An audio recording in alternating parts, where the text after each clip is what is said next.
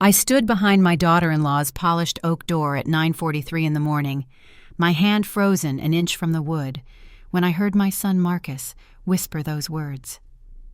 "Your mother won't remember anyway. She's getting old and forgetful." The hallway suddenly felt narrower, the Persian runner beneath my feet somehow thinner, as if the house itself were recoiling. I'm 57 years old. I raised Marcus alone after his father died when he was 6. I put myself through night school while working double shifts at the hospital so he could have piano lessons and summer camps. I never missed a recital. I never forgot a birthday. And now, standing in the home I helped them buy, I heard my only child reduce 30 years of sacrifice to a convenient lie. His wife Claire laughed. Not a cruel laugh exactly, just casual, dismissive, the kind of sound you make when someone suggests something slightly ridiculous, but ultimately harmless. I should have knocked then. I should have walked in and confronted them. Instead, I backed away slowly, my hip brushing against the hall table and sending a small crystal vase rocking. I caught it before it fell.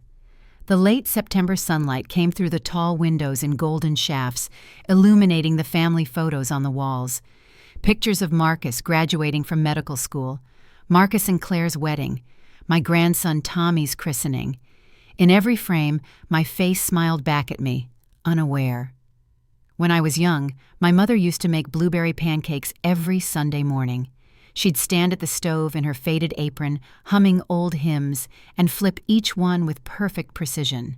The kitchen would smell like butter and maple syrup and safety. After she died, I tried to make them for Marcus the same way.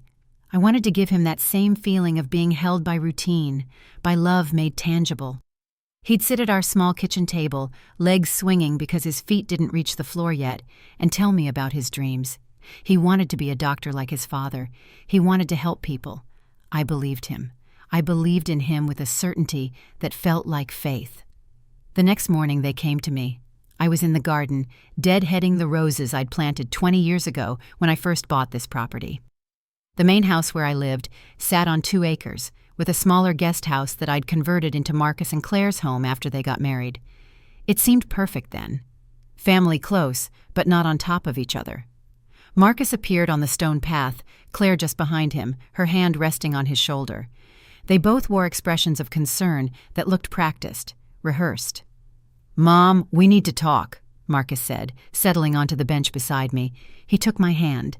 His palm was warm and dry, the hand of a successful dermatologist who spent his days in air-conditioned examination rooms. "Claire's mother is very sick. She needs surgery, spinal fusion. The insurance is fighting the claim." Claire's eyes were red-rimmed, as if she'd been crying, though I noticed her mascara was perfectly intact. "We've tried everything, Diana. We've appealed twice, but they keep denying it. She's in so much pain." "How much do you need?" I asked. My voice came out steady, curious, almost pleasant. $50,000, Marcus said. He squeezed my hand. "I know it's a lot, but we'll pay you back. Once the insurance comes through, or we can set up a payment plan. We just need her to have the surgery now, next week. The surgeon had a cancellation." I looked at my son, really looked at him. He had his father's dark eyes and strong jaw, but something in his expression reminded me of someone else. My younger brother, actually. The one who borrowed $5,000 when I was 23 to start a business he swore would change our lives. The one who stopped returning my calls 6 months later. "Remind me again," I said, letting the pruning shears rest in my lap. "Who are you?" Marcus laughed, uncertain, confused. "Mom, what do you mean? It's me, Marcus." "Marcus," I repeated, as if testing the word. I tilted my head. "And Claire's mother, what's her name?" "Patricia," Claire said quickly, too quickly. "You've met her, Diana, at the wedding, at Tommy's birthday parties." "Patricia," I echoed. I stood up slowly, brushing soil from my gardening gloves. "I'll need to think about it." They exchanged a glance, a quick, nervous flicker of eye contact that told me everything I needed to know. That night, I sat at my kitchen table with a cup of chamomile tea going cold in front of me and began to think. Truly think. Not react, Not feel, but analyze. I've spent my entire career as a surgical nurse. I know how to stay calm when someone is bleeding out. I know how to follow protocol even when your hands are shaking. I know how to think when everyone else is panicking. The first thing I did was call Patricia, Claire's mother.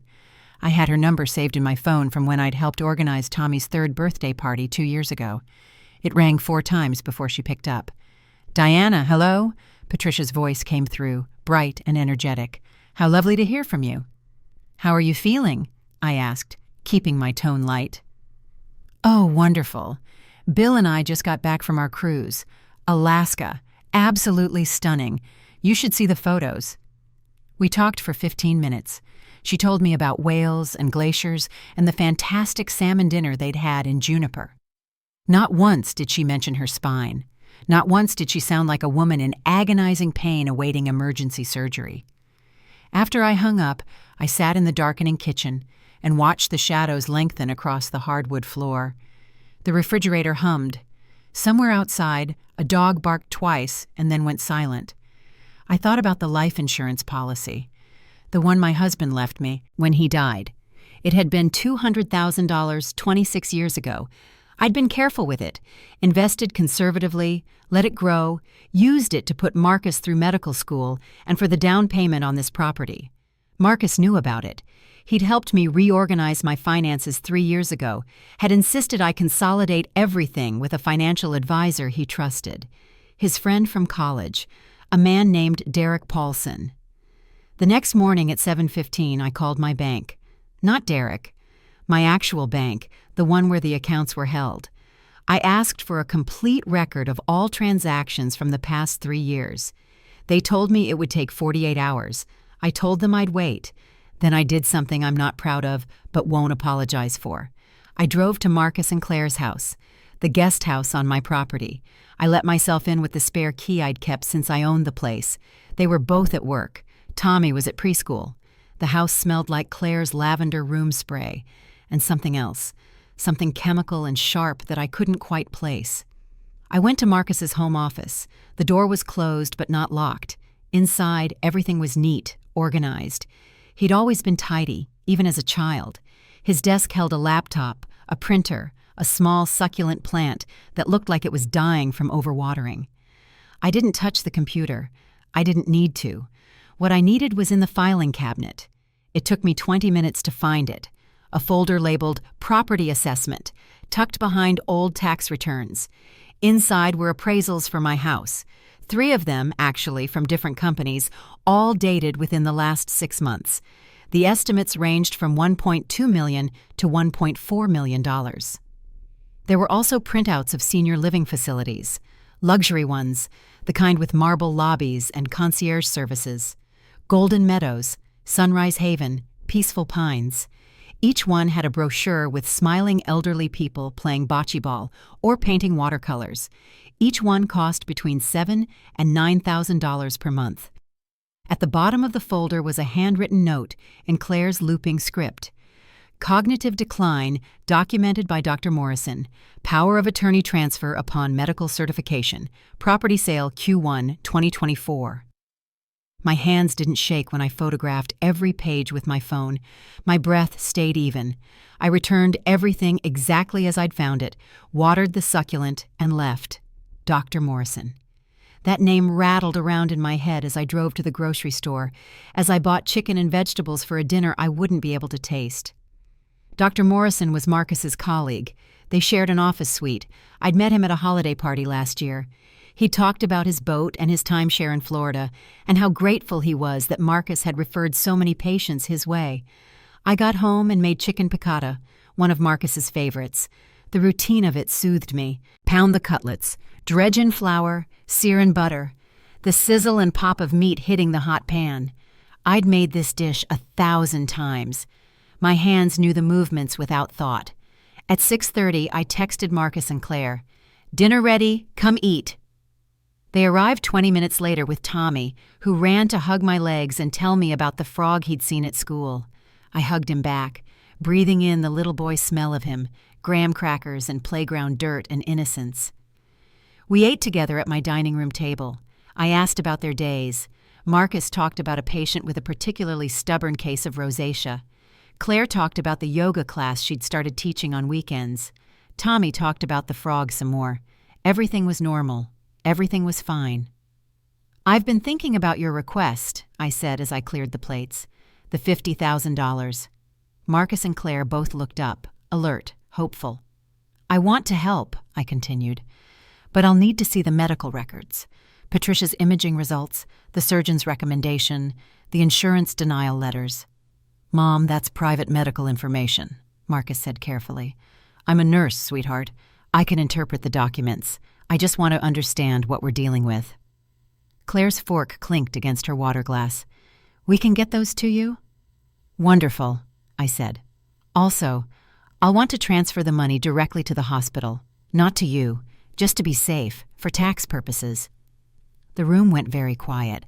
Tommy hummed to himself, pushing a green bean around his plate. "That might be complicated," Marcus said. "The payment structure is set up through a medical loan company. They require the funds to come from the patient's family account first." "Which company?" I asked. "I'd have to check." "Please do." I served dessert, pound cake with strawberries. We ate it while Tommy told a long, winding story about a superhero he'd invented who could talk to frogs. After they left, I washed the dishes slowly, methodically, watching the soap bubbles catch the overhead light and shimmer with rainbow colors. The bank records arrived by email 2 days later. I opened them on my laptop at the kitchen table with a fresh cup of coffee and my reading glasses. The document was 87 pages long. It took me 3 hours to find the pattern. Small transfers, nothing that would trigger immediate concern. 2,000 here, 3,500 there.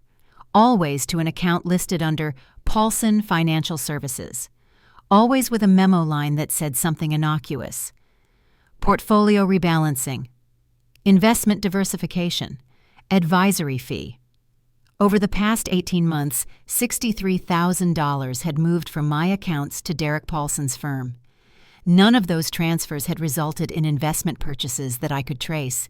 None of them appeared on the quarterly statements Derek had been sending me, the ones I'd admittedly only glanced at because I trusted Marcus's recommendation. I sat back in my chair and looked out the window at the garden. The roses were still blooming, defiant against the coming autumn. A blue jay landed on the bird bath, dipped its head, and flew away. I called a lawyer. Not just any lawyer. Sharon Reeves. I'd worked with her son in the hospital years ago, had stayed in touch with the family through holiday cards and occasional dinners.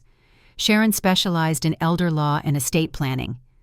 When I explained the situation, her voice turned sharp and focused. "Don't transfer any money," she said. "Don't sign anything. Can you come to my office tomorrow?" "Yes." "Bring everything. Bank records, property documents, any written requests they've made. Diana, I want to be very clear with you. What you're describing could constitute financial exploitation of a vulnerable adult. It's a serious crime." "I'm not vulnerable," I said quietly. "No," Sharon agreed. "You're not. But they're going to try to make it look like you are."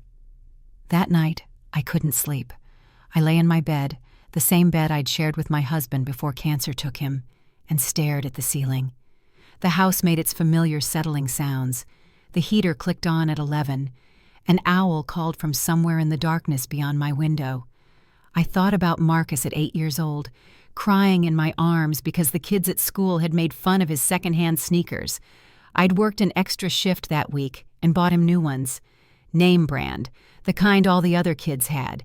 He'd hugged me so tight I could barely breathe and told me I was the best mom in the world. I thought about the time he broke his arm falling off his bike at 13, how he'd been so brave in the emergency room, hadn't cried even when they set the bone. But later at home, he'd whispered that he'd been scared, that he'd known I was there, and that made it okay.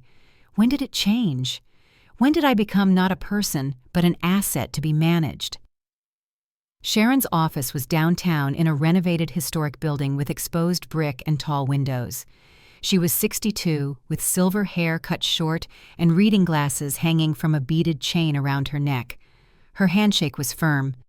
"Tell me everything," she said. So I did. The overheard conversation, the request for money, The call to Patricia, the property appraisals and senior living brochures, the bank transfers, all of it. Sharon took notes on a yellow legal pad, her handwriting small and precise.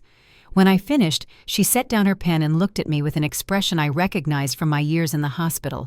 It was the look you gave family members when the news was bad, but you needed them to stay strong. "This is more extensive than I initially thought," she said.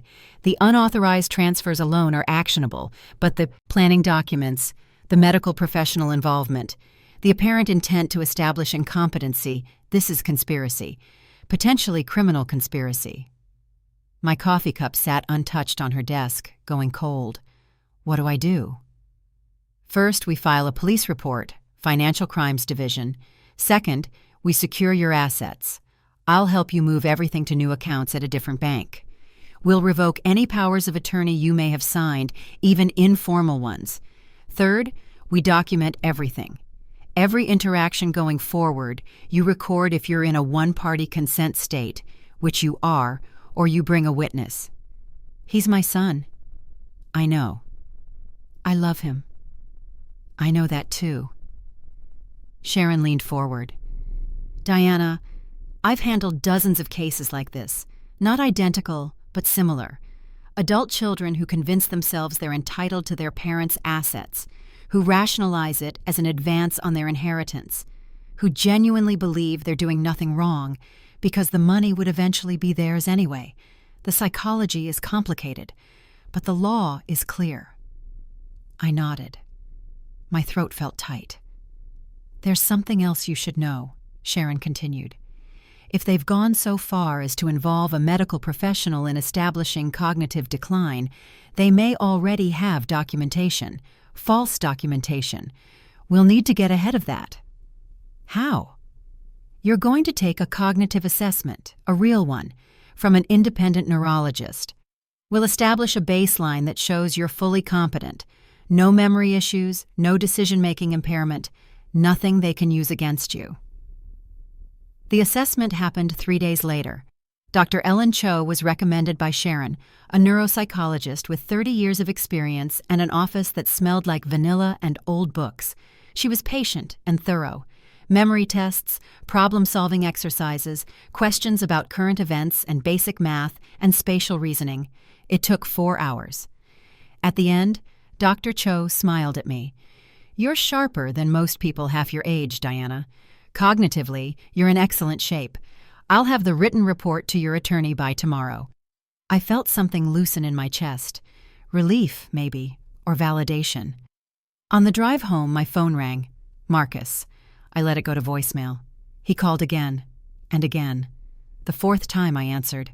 "Mom, where have you been? We've been trying to reach you." "I had appointments," I said. "What kind of appointments?" His voice had an edge I'd never heard before, sharp, almost accusatory. "Medical, personal. Is something wrong?" A pause. "Claire's mother is in the hospital. The pain got worse. She's having the surgery tomorrow morning. We need that money, Mom. We need it today." "I spoke to Patricia last week," I said calmly. "She told me about her cruise." Another pause. Longer. "What are you talking about?" "Alaska. The salmon dinner. The glaciers." "Mom, are you feeling okay? You sound confused." There it was. The word confused. The first brick in the wall they were building around me. "I feel fine, Marcus." "Maybe you should come over. Let me check you out. Make sure you're not having any medication interactions or blood pressure issues." "I'm not on any medications." "Still, I'd feel better if I examined you, as your son and your doctor." "You're not my doctor, Marcus." The silence that followed was different, colder. "I'm trying to help you," he said finally. "Are you?" He hung up. I sat in my car in the driveway and watched the sun set through the windshield. The sky turned pink and orange and purple, colors so vivid they looked almost artificial. The temperature was dropping. It would freeze tonight, the first frost of the season. I'd need to cover the tender plants. Sharon called at 8:30 that evening. "The police want to meet with you tomorrow, 2 o'clock. Detective Sarah Price, Financial Crimes Unit. She's good, Diana. She'll take this seriously." "Okay." One more thing. I did some digging on Derek Paulson, Marcus's financial advisor friend. He's been under investigation by the State Securities Board for the past year. Multiple complaints from elderly clients about unauthorized trading and excessive fees. Nothing's been filed yet, but it's coming. I closed my eyes. Marcus knew him in college. People change, or sometimes we just don't know them as well as we think we do. After we hung up, I walked through my house room by room. I'd lived here for 28 years. I knew every creaking floorboard, every stain on the ceiling from the time the upstairs bathroom flooded, every paint color I'd chosen and later regretted or loved. This was my home. I'd made it beautiful through small decisions accumulated over decades. The built-in bookshelves in the living room, the bay window in the kitchen where herbs grew in terracotta pots, the garden that I'd planned and planted and tended through 28 cycles of seasons. They wanted to take it from me, sell it, put me somewhere safe and managed while they lived their lives on the proceeds. I made myself a sandwich I didn't want and forced myself to eat it. Ham and Swiss on wheat bread. The texture felt wrong in my mouth, dry and difficult to swallow. But I ate it anyway because I needed to stay strong, because falling apart was not an option. Detective Sarah Price was younger than I expected, maybe 40, with auburn hair pulled back in a ponytail and a direct gaze that missed nothing. Her office was small and cluttered with case files. A photo on her desk showed 2 girls in soccer uniforms. I told her everything. She recorded it, took notes, asked clarifying questions. When I finished, she sat back in her chair. Mrs. Bennett, I'm going to be straight with you. Cases like this are difficult to prosecute. Family dynamics complicate things. Defense attorneys argue it was all a misunderstanding, that the money was always meant to be shared, that you were confused about the arrangements. I wasn't confused. I believe you. But juries are unpredictable, especially when it's a mother accusing her son. The emotional element clouds judgment. So there's nothing you can do? I didn't say that. She pulled out a file. The connection to Derek Paulson helps. If we can establish a pattern of fraud, show that your son was knowingly participating in a scheme to defraud elderly clients, that changes things. It becomes part of a larger criminal enterprise rather than an isolated family dispute. What do you need from me? Keep doing what you're doing. Document everything. If they ask for money again, record the conversation. If they try to get you to sign anything, bring it to your lawyer first. We'll build the case piece by piece. I left the police station feeling strange, unmoored. I'd crossed a line that couldn't be uncrossed. I'd reported my son to the police. The next day was Saturday. Marcus and Claire showed up at my door at 10 in the morning, unannounced. Tommy wasn't with them. They looked tired, strained. We need to talk, Marcus said. I let them in. We sat in the living room, them on the couch, me in the armchair by the window. Nobody offered coffee. Mom, we're worried about you, Claire began. She was using her yoga instructor voice, calm and soothing. You've been acting strange, forgetting conversations, making accusations that don't make sense. What accusations? You told Marcus you talked to my mother about a cruise, Claire said. She hasn't been on a cruise. She's been bedridden for months. I looked at my son. Is that true? Mom, why would we lie? He leaned forward, elbows on his knees. We think you should see someone, a specialist. Dr. Morrison has offered to do a full evaluation just to make sure everything's okay. I've already been evaluated, I said. Dr. Ellen Cho, a neuropsychologist. I'm cognitively normal. Marcus blinked. When did you do that? This week. Why didn't you tell us? Why would I? Claire's calm facade cracked slightly. Because we're your family, Diana. We care about you. Do you? The question came out softer than I intended, almost sad. Of course we do, Marcus said, but he didn't meet my eyes. Then why did you tell Claire I wouldn't remember your conversation? Why are there property appraisals of my house in your office? Why has $63,000 moved from my accounts to Derek Paulson without my authorization? The room went very still. The heating vent clicked. Outside, a car drove past. You went through my office, Marcus said slowly. It's my house. You had no right. I had every right. Claire stood up. We should go. But Marcus stayed seated, staring at me with an expression I couldn't read. Anger, maybe, or fear, or something else entirely. You've changed, he said quietly. No, I replied. I just stopped pretending I hadn't noticed. They left without another word, and I knew the real battle had just begun. The week that followed felt like living in a house made of glass. Every sound seemed amplified. The creak of the stairs at 3:27 in the morning when I couldn't sleep. The hum of my refrigerator that suddenly seemed too loud. The distant bark of a neighbor's dog that used to be comforting but now felt like a warning. I'd hear a car door slam, and my whole body would tense, wondering if it was Marcus coming back to argue or apologize or do whatever came next in this script we were writing together without knowing the ending. Sharon called on Tuesday morning. Derek Paulson has been arrested.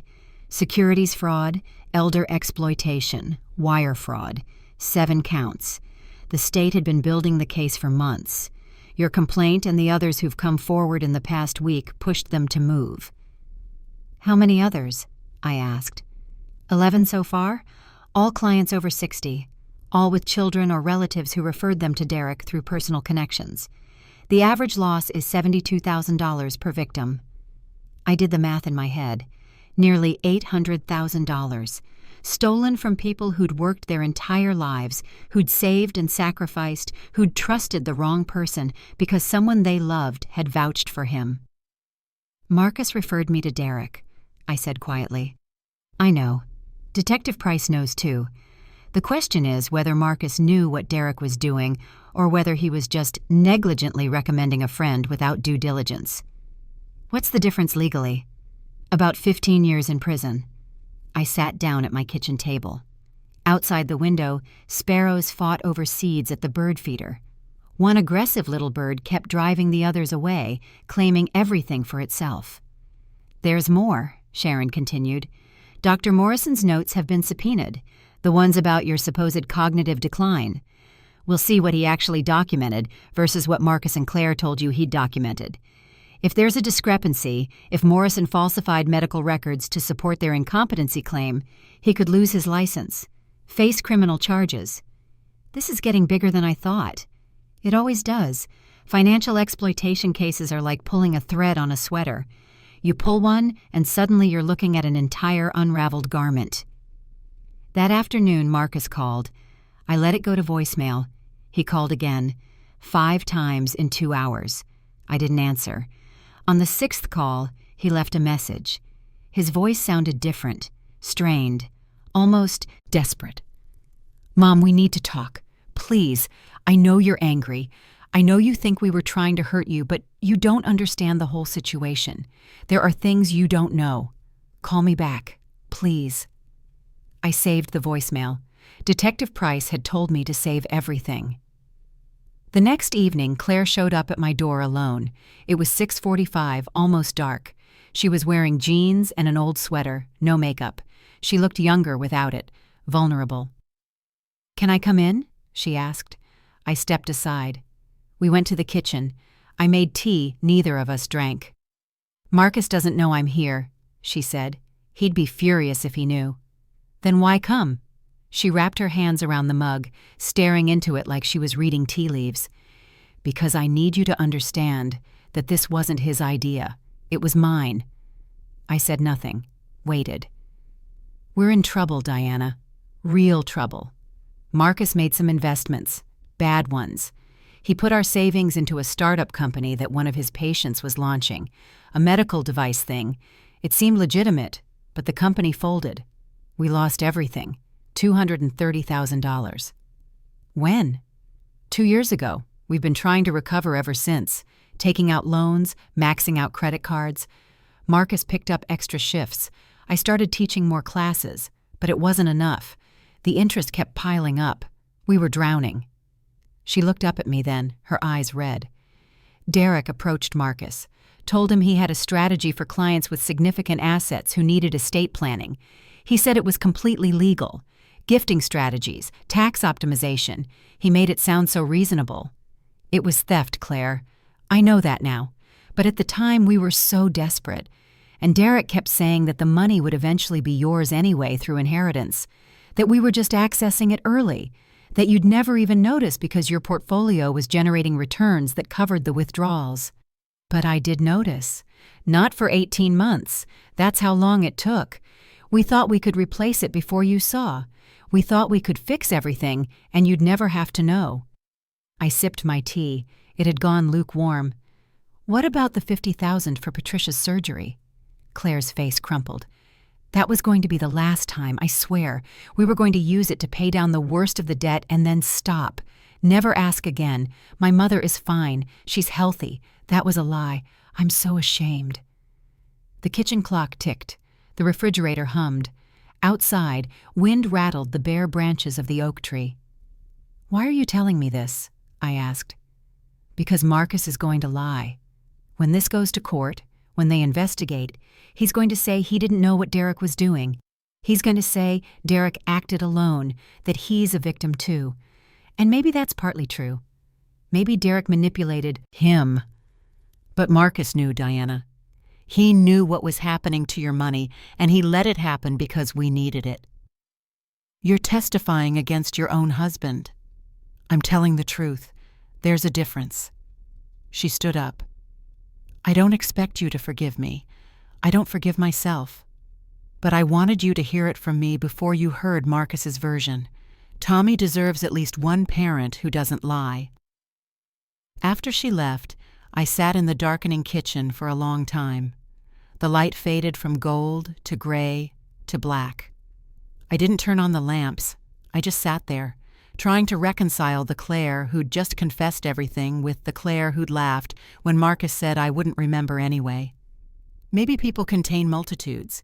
Maybe we're all capable of both terrible things and redemptions. Or maybe I was just tired of being angry. The preliminary hearing was set for November 8th. Sharon explained that this wasn't the trial, just a proceeding to determine if there was enough evidence to move forward. The courtroom was smaller than I expected, older, with wooden benches worn smooth by decades of people waiting for justice or mercy or just an ending. Marcus sat at the defendant's table with his attorney, a sharp-faced woman in a navy suit. He didn't look at me when I walked in. Claire sat in the gallery, 3 rows behind me. We didn't speak. The prosecutor was a man named James Chen, mid-40s, with wire-rimmed glasses and a methodical way of speaking that reminded me of the best surgeons I'd worked with.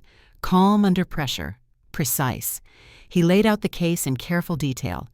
The unauthorized transfers, Derek Paulson's fraud scheme, the property appraisals and senior living facility brochures, the request for $50,000 based on a fabricated medical emergency. Dr. Morrison's notes documenting cognitive decline that contradicted Dr. Cho's independent assessment. The evidence shows a deliberate, systematic effort to exploit Diana Bennett's trust and access her assets through deception. Chen said, "This wasn't a misunderstanding. It was a plan." Marcus's attorney argued that her client had been misled by Derek Paulson, that he'd believed the financial strategies were legitimate, that he'd acted in what he thought were his mother's best interests. Dr. Bennett is a respected dermatologist with no criminal history, she said, a devoted father and son who made poor judgment calls but had no criminal intent. The judge was a woman in her 60s named Barbara Hendricks. She'd been on the bench for 20 years, according to Sharon. She had a reputation for being tough, but fair. After both sides presented, Judge Hendricks looked directly at Marcus. Dr. Bennett, did you or did you not know that $63,000 had been transferred from your mother's accounts without her explicit authorization? Marcus stood. His voice was steady. Your Honor, I believed those transfers were part of the estate planning strategies that Derek Paulson had recommended. I didn't understand the technical details, but I trusted his expertise. Did you discuss these transfers with your mother? A pause. No, Your Honor. Why not? I didn't want to worry her with financial complexities. Judge Hendricks leaned back. So you made decisions about her money without consulting her because you thought she couldn't understand. I thought I was protecting her. From what? Marcus didn't answer. I'm binding this case over for trial, Judge Hendricks said. Trial date to be set within 90 days. Defendant is to have no contact with the victim except through legal counsel. Bond remains as set. The gavel came down with a sound like a door closing. Outside the courthouse, reporters were waiting. Apparently, the case had attracted attention. Respected local doctor accused of exploiting elderly mother made for compelling headlines. I kept my head down, let Sharon handle the questions. But I heard the crowd murmuring, some supportive, some skeptical. An older woman touched my arm as I passed. My daughter did the same thing to me, she whispered. I'm glad you fought back. That night, I got a call from an unknown number. I almost didn't answer, but something made me pick up. Mrs. Bennett, this is Carol Jennings. You don't know me, but I'm one of Derek Paulson's victims. I saw the news about the hearing. Hello, Carol. I wanted to thank you for coming forward. I'd been too ashamed to report what happened to me. I thought it was my fault for being stupid with money. But when I saw that you'd gone to the police, that you weren't letting them get away with it, I found the courage to file my own complaint. We talked for 20 minutes. Carol was 71, a retired librarian. Her nephew had referred her to Derek. She'd lost $84,000 over 2 years. Her nephew claimed he'd had no idea, but Carol wasn't sure she believed him. It's hard, she said. When it's family, you want to believe them. I know. After we hung up, I realized something had shifted. This wasn't just about me and Marcus anymore. It was bigger. It mattered to people I'd never met, people who needed to see that fighting back was possible. The trial began on January 15th at 9:30 in the morning. The courtroom was packed. I recognized some faces from the preliminary hearing. Others were new. Carol Jennings sat 2 rows behind me. She'd brought 3 other victims of Derek's scheme. They'd formed a sort of support group, she'd told me. They wanted to witness justice. The prosecution's case took 3 days. Chen methodically built the timeline. Bank records showing the unauthorized transfers, emails between Marcus and Derek discussing asset optimization strategies that used coded language but clearly referenced my accounts, the property appraisals, the senior living facility brochures with Claire's handwritten notes. Then came the smoking gun. The one I'd found in Marcus's files but hadn't fully understood until Chen explained it. A document dated 14 months ago, a power of attorney form with my signature, except I'd never signed it. We had this analyzed by a forensic document examiner, Chen said, holding up the report. The signature is forged, a skilled forgery, likely traced from Mrs. Bennett's real signature on other documents, but definitively not written by her hand. The courtroom stirred. Whispers ran through the gallery like wind through leaves. This forged power of attorney was never filed with any institution, Chen continued. It was kept in Dr. Bennett's possession, apparently intended for future use. Perhaps when the cognitive decline narrative had been more firmly established. Perhaps when Mrs. Bennett could be declared incompetent and the document produced as evidence of her prior wishes. Marcus's attorney objected, called it speculation. Judge Hendricks allowed the document into evidence but instructed the jury to consider only the facts, not the prosecution's interpretation. But the damage was done. You could see it in the jurors' faces, the shift from uncertainty to belief. Dr. Morrison testified next. He looked uncomfortable in his suit, kept adjusting his tie. Under oath, he admitted that his notes about my cognitive decline had been based entirely on information provided by Marcus, not on any direct examination. "Did you ever actually assess Diana Bennett yourself?" Chen asked. "No," Dr. Bennett Marcus described symptoms his mother was exhibiting: memory lapses, confusion, poor judgment. As a colleague, I documented his concerns in case a formal evaluation became necessary. "So you created a medical record suggesting cognitive impairment without ever examining the patient?" "I documented a family member's observations." "That's not what your notes say, is it, doctor? Your notes state, and I quote, 'Patient exhibits signs of progressive dementia consistent with early-stage Alzheimer's.' You didn't write family reports possible symptoms. You made a diagnostic statement." Morrison shifted in his seat. "In retrospect, I should have been more careful with my language." In retrospect, you falsified a medical record. The objection was sustained, but again the point was made. Claire testified on the fourth day. She wore a simple gray dress, no jewelry. She told the truth just as she'd told me in my kitchen. The bad investment, the debt, the desperation, Derek's scheme, Marcus's knowledge and participation. Did your husband know that your mother hadn't authorized the transfers? Chen asked. Yes. Did he know that the story about your mother's surgery was false? Yes. Did he participate in creating the narrative that his mother was cognitively impaired? Yes. Marcus's attorney tried to discredit her on cross-examination, suggested she was lying to protect herself, to secure a better plea deal for her own charges. But Claire stayed calm, consistent. She didn't embellish. She didn't minimize. She just told what happened. When she stepped down, she looked at Marcus. He looked away. The defense's case was brief. Marcus took the stand in his own defense, which Sharon told me was risky but probably necessary. He was well-spoken, sympathetic. He talked about the stress of the debt, the pressure of providing for his family. He admitted to poor judgment, but maintained he'd never intended to hurt me. I love my mother, he said. Everything I did, I thought I was securing our family's future. I made mistakes, terrible mistakes, but they came from desperation, not malice. Chen's cross-examination was surgical. He walked Marcus through every lie, every forged document, every calculated step of the scheme. You told your wife, and I quote, "Your mother won't remember anyway. She's getting old and forgetful." Do you recall saying that? Marcus hesitated. I don't remember those exact words. Your mother heard you say them. She was outside the door. She might have misunderstood the context. What context makes those words acceptable, Dr. Bennett? No answer. You created a false medical narrative about your mother's mental competency. You forged legal documents.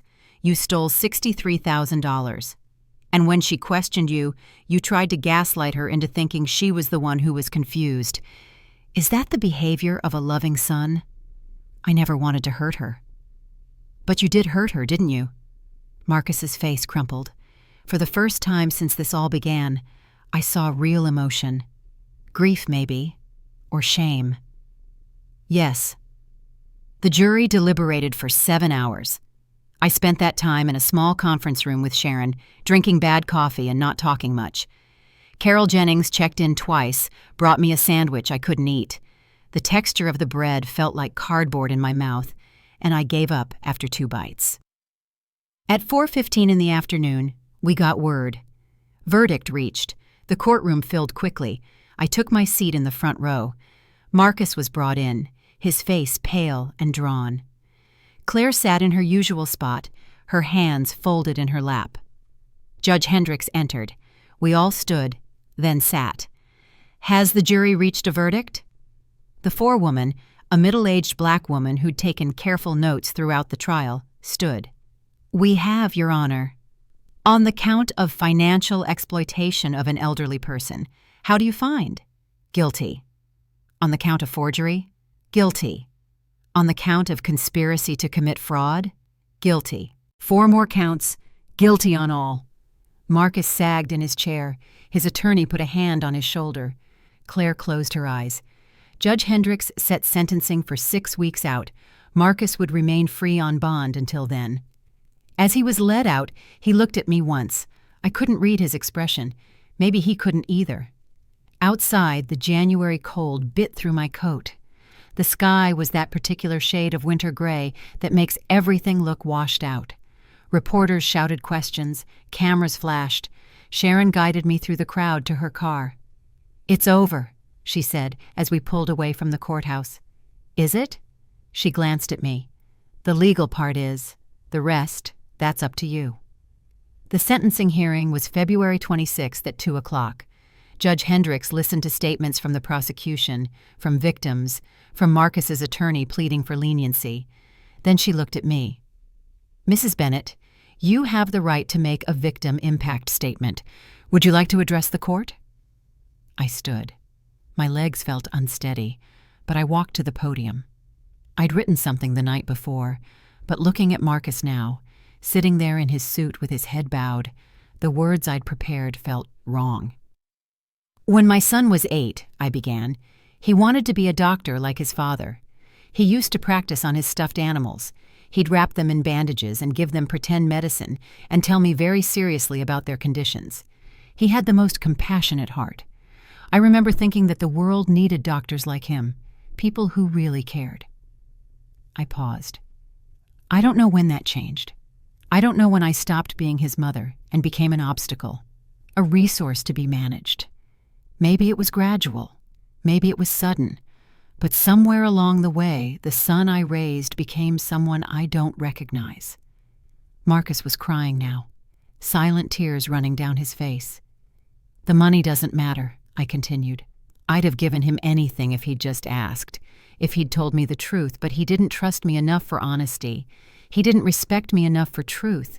And that's what hurts, not the theft. The fact that he thought so little of me that he believed I wouldn't notice, that I wouldn't fight back, that I'd just accept being erased." I looked directly at him. "I hope you find your way back to the person you used to be, or maybe to someone better. But that's not my job anymore. I'm done trying to save you from yourself." I sat down. The courtroom was completely silent. Judge Hendricks sentenced Marcus to 5 years in prison, with eligibility for parole after 3. Dr. Morrison lost his medical license. Derek Paulson got 12 years. Claire, because of her cooperation and testimony, received probation and community service. The news coverage was extensive. Local doctor gets 5 years in elder exploitation case. It spread beyond our town, picked up by state media, then national. I started getting calls from advocacy groups, from lawyers representing other victims, from journalists wanting to tell the story. I declined most of them, but I did agree to speak at a seniors center in March at the invitation of Carol Jennings. About 40 people came, older adults, their children, caregivers. I told them what happened, what to watch for, how to protect themselves. An elderly man in the back raised his hand. "Weren't you scared to go up against your own son?" "Terrified," I admitted, "every day. But I was more scared of what would happen if I didn't, of disappearing while I was still alive." After the talk, people lined up to thank me. Some shared their own stories. A woman whose son had stolen her identity. A man whose daughter had forged checks. So many variations on the same theme. Family betrayal wrapped in justifications and excuses. Spring came slowly that year. The daffodils I'd planted years ago pushed up through the half-frozen ground. The forsythia bloomed in explosions of yellow.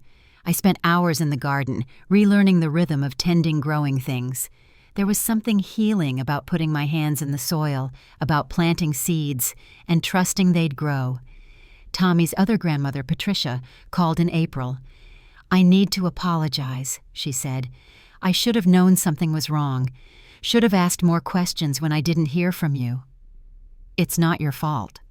Still, Claire's staying with us while she figures things out. "Tommy asks about you. He misses his grandma Diana." My throat went tight. "I miss him too.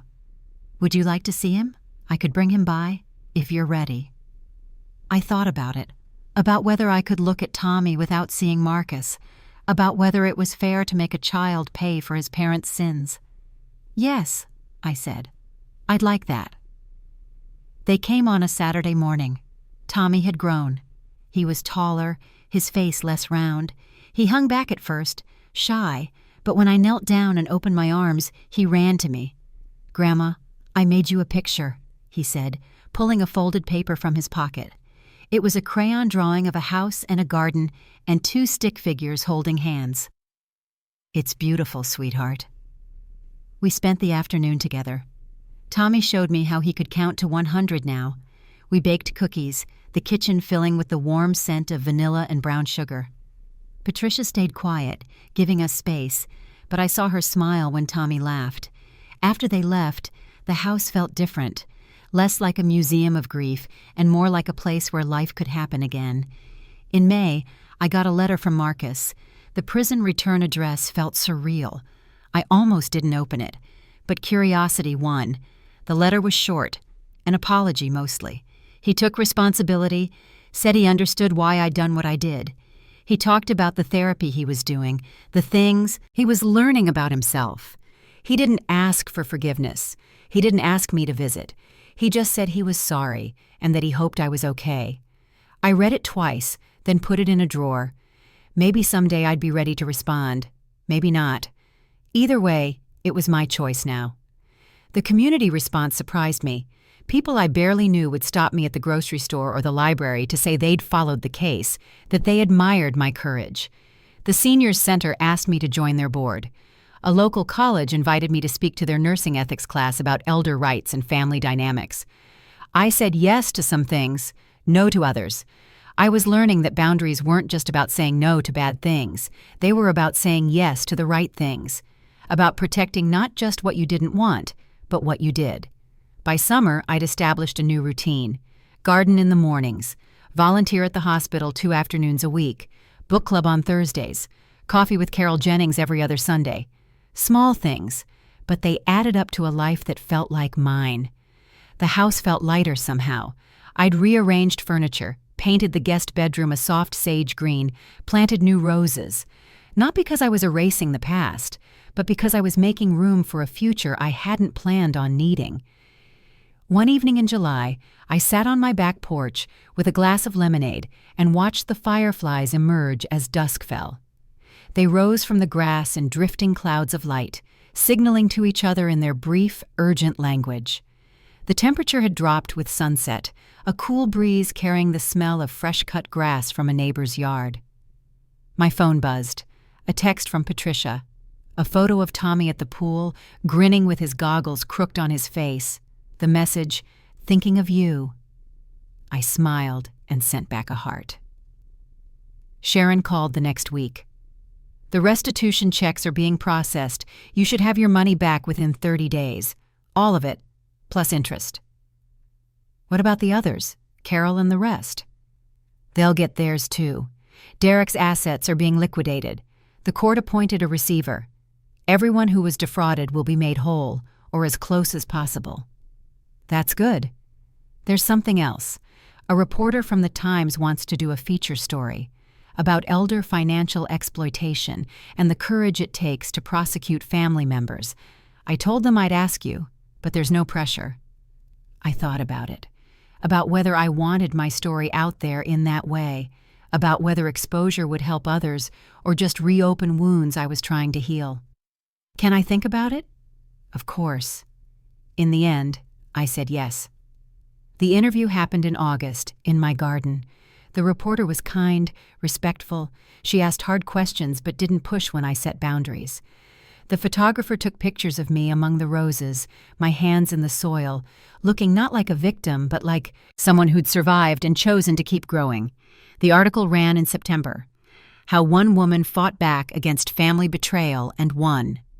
It was fair, accurate. It told the truth without sensationalizing. And it ended with my quote, "I stayed silent once, behind a door, listening to my son plot against me. I'll never be silent again." The response was overwhelming. Emails from across the country, letters from people sharing their stories, requests to speak, to advocate, to help draft legislation protecting elderly adults from financial exploitation. I couldn't do it all, but I could do something. I started small, working with Sharon to create educational materials for seniors about financial safety, testifying at the state legislature about proposed elder protection laws, joining a task force on family exploitation prevention. It wasn't what I'd imagined for this chapter of my life, but it was meaningful, and meaning, I was learning, was its own kind of grace. By October, a year had passed since I'd overheard that conversation. I marked the anniversary quietly, privately. I went to the spot in the hallway where I'd stood, my hand frozen before knocking. The house was silent now. Marcus and Claire's place sat empty. I'd decided not to rent it out. Not yet. Maybe never. I thought about the woman I'd been a year ago, how she'd stood there, uncertain, afraid, not knowing what came next, how she'd chosen to act anyway, how that choice had cost her almost everything and somehow given her back herself. Tommy came for dinner that night. Patricia dropped him off with an overnight bag. We made spaghetti together, him standing on a stool to help stir the sauce. He chattered about second grade, about his new teacher, about the science project he was planning about butterflies. "Grandma, are you sad?" he asked suddenly. "Sometimes," I said honestly, "but not right now." "Me too. I miss Daddy, but Mommy says he's learning to be better." "That's right. When he comes home, will things be normal again?" I knelt down to his eye level. "I don't know, sweetheart. But whatever happens, you'll be okay. We'll make sure of that." He hugged me, his small arms tight around my neck, and I realized that this was what I'd been fighting for. Not money or property or vindication. This, the right to be present in my grandson's life, the right to be myself, fully and honestly, without apology or diminishment. That night, after Tommy fell asleep in the guest room, I walked through my house turning off lights. Each room held memories, some painful now, some still sweet. The kitchen where I'd baked thousands of cookies, the living room where Marcus had practiced piano, the garden I'd tended through 28 seasons. It was still my home, still my life, and I'd fought like hell to keep it. In November, Marcus called from prison. It was the first time we'd spoken since the sentencing. His voice sounded different, smaller somehow, humbled. "Mom, I don't expect you to forgive me. I don't even know if I forgive myself. But I needed to hear your voice, to tell you that you were right, about all of it." I listened, didn't speak. "I got lost," he continued, "in the debt and the fear and the stupid pride. I convinced myself that I was entitled to your money because I was your son, because I'd inherited anyway. I stopped seeing you as a person and started seeing you as an asset, and I hate myself for that." "Hate is easy," I said quietly. "It's the lazy emotion. Try something harder. Try change." A long silence. Then, "I'm trying, Mom. Keep trying." We talked for a few more minutes, carefully, like people walking on ice, testing each step. It wasn't reconciliation. It wasn't even really forgiveness. But it was something. A beginning of an acknowledgement that maybe, someday, we might find a way forward that didn't require me to pretend the past hadn't happened. After we hung up, I made myself tea and sat at the kitchen table. The same table where I'd read those bank records, where I'd planned my next moves, where I'd chosen to fight back instead of disappear. The house was quiet except for the familiar sounds, the heater clicking on at 8:30, the refrigerator humming, the distant sound of Tommy's soft breathing from upstairs. I thought about the past year, everything I'd lost and everything I'd gained, the son I'd had to let go of, at least for now, the community I'd found, the voice I'd reclaimed, the lesson I'd learned about the difference between keeping the peace and keeping yourself. Someone once told me that family is supposed to be your safe place, the people who would never hurt you because they love you too much. But sometimes, family is where the deepest wounds come from, precisely because the trust runs so deep. And sometimes the most loving thing you can do is set a boundary and hold it, even when it breaks your heart. I finished my tea and rinsed the cup. Tomorrow I'd take Tommy to the park. We'd feed the ducks and play on the swings and eat ice cream before lunch, because grandmas can break rules sometimes. Next week I'd speak at another seniors center. The week after that, I'd testify at the legislature again. Small acts, daily choices, the unglamorous work of building a life worth living. I turned off the kitchen light and headed upstairs.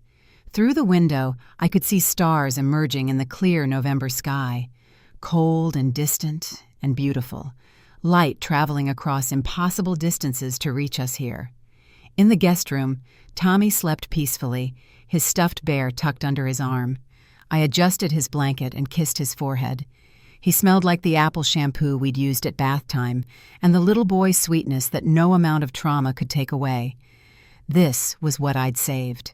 Not just money or property, but the right to moments like this, the right to be present and clear-headed and fully myself, the right to be remembered not as a confused old woman, but as someone who'd fought back and won. I went to my own room and got ready for bed.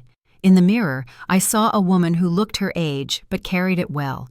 gray in her hair that she no longer bothered to color, lines around her eyes from years of smiling and, lately, from harder expressions too. A face that had seen betrayal and chosen not to let it define her. I heard my son whisper to his wife once that I wouldn't remember anyway, that I was getting old and forgetful, and I stayed silent behind that door, but never again, because now when someone asks who I am, I finally know how to answer. Did you enjoy this story? Tell me which city you're listening from. I read every comment. If the story touched you, you can support the channel with a super thanks, so I can keep bringing more stories like this every day. Your encouragement really helps. I'd love to hear your thoughts and what moment stayed with you. On the screen, you can see 2 new life stories that I highly recommend. There's plenty more on the channel as well. Don't forget to subscribe and turn on notifications. See you in the next life story, with respect and gratitude.